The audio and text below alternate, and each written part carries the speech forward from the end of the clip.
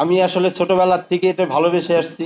আমি যখন ক্লাস 2-তে পড়ি, আমি আমার বাড়ির থেকে 5 কিলোমিটার দূরে জিয়াউর রহমান যখন যেত ঝিটকা, আপনি জানেন বাংলাদেশের সর্বপ্রথম মাটি কাটার যে উদ্যোগটা ছিল সেটা আমাদের এলাকা, আমার বাড়ি হরিরামপুর মানিকগঞ্জ ঝিটকার এলাকাতে।